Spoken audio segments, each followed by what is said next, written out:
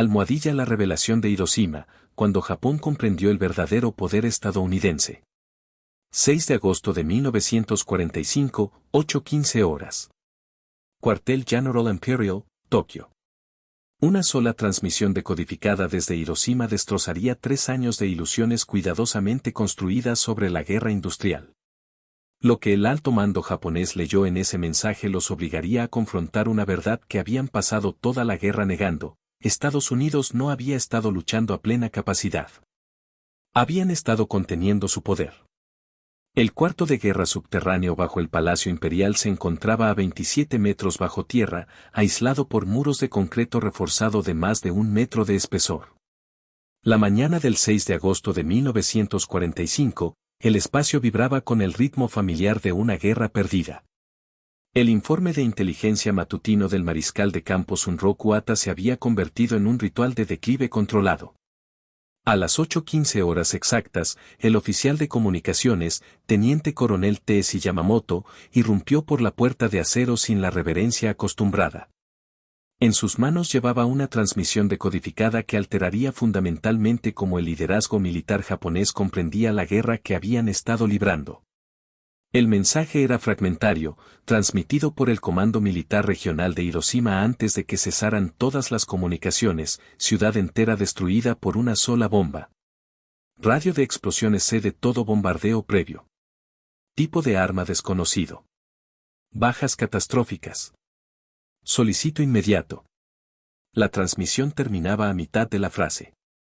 El general Yoshihiro Umezu, jefe del Estado Mayor General Imperial, leyó el mensaje 3 veces.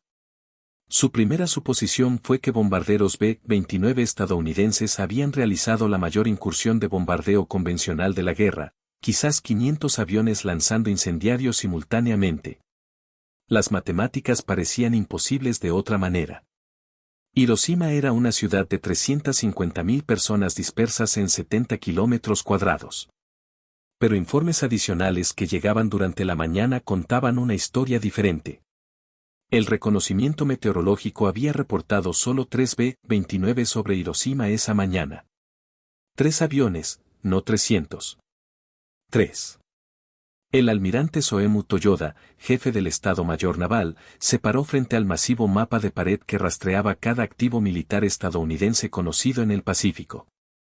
Su personal de inteligencia se había vuelto excepcionalmente hábil prediciendo operaciones estadounidenses. Conocían formaciones de bombarderos, cargas de artillería típicas y patrones de daño esperados. Nada en 3 años de guerra aérea sugería que 3 aviones pudieran destruir una ciudad entera. Para las 10 horas, vuelos de reconocimiento que intentaban alcanzar Hiroshima reportaron algo sin precedentes. Los pilotos describieron una nube en forma de hongo elevándose más de 12.000 metros, visible desde 240 kilómetros de distancia. La nube brillaba con colores que nunca habían visto, púrpuras y naranjas que parecían pulsar con luz interna. El ministro de Relaciones Exteriores, Shigenori Togo, recibió el primer relato de testigos presenciales a las 11:30 horas de un oficial ferroviario que había estado a 24 kilómetros de Hiroshima. El testimonio del hombre, registrado por el secretario de Togo, describía un destello más brillante que 1000 soles seguido por una onda de presión que derribó trenes de sus rieles. Reportó que todo el centro de la ciudad simplemente había desaparecido, reemplazado por una tormenta de fuego visible desde las montañas. La reunión vespertina del Consejo Supremo de Guerra se convocó a las 14 horas en completo silencio. El primer ministro Kantaro Suzuki, quien había sobrevivido múltiples intentos de asesinato por simplemente sugerir negociaciones de paz, leyó los informes acumulados. Sus manos temblaban ligeramente mientras colocaba los documentos sobre la mesa. Caballeros, comenzó Suzuki, debemos considerar qué significa esto. El general Korechika Anami, ministro de Guerra y el más ardiente defensor de continuar la lucha, habló primero: propaganda estadounidense. Quieren que creamos que poseen armas que no tienen. Hiroshima fue destruida por bombardeo convencional y están usando engaño.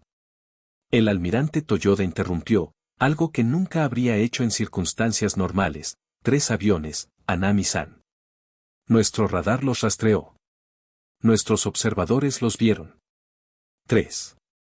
La habitación cayó en silencio mientras las implicaciones se asentaban sobre ellos como ceniza volcánica.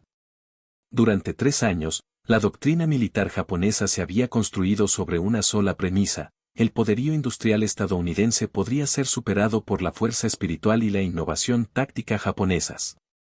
Los estadounidenses podrían producir más barcos, más aviones, más tanques, pero las fuerzas japonesas lucharían con tal ferocidad que las bajas estadounidenses se volverían políticamente insoportables. Este cálculo había guiado cada decisión desde Pearl Harbor.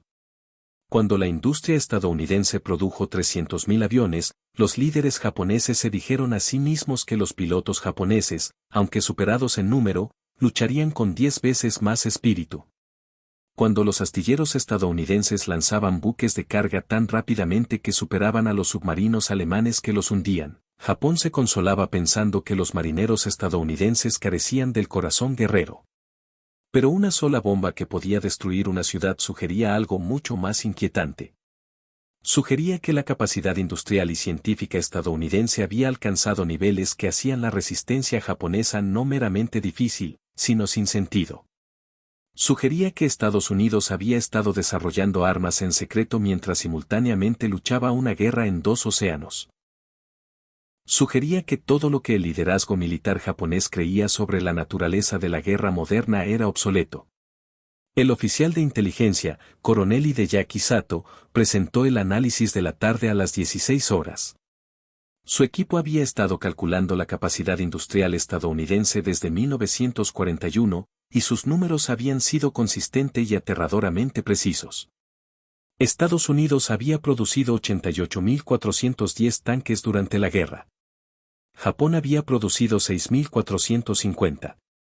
Estados Unidos había construido 41 portaaviones. Japón había construido 15. Pero el nuevo cálculo de Sato sugería algo que rompía fundamentalmente su comprensión. Sí, dijo, con voz apenas por encima de un susurro, si los estadounidenses pueden destruir ciudades enteras con bombas individuales, entonces poseen capacidades científicas que hacen que las comparaciones numéricas carezcan de sentido. No están luchando la misma guerra que nosotros estamos luchando. El ministro de Relaciones Exteriores Togo agregó lo que todos estaban pensando pero nadie quería decir: y si tienen una bomba así, debemos asumir que tienen más.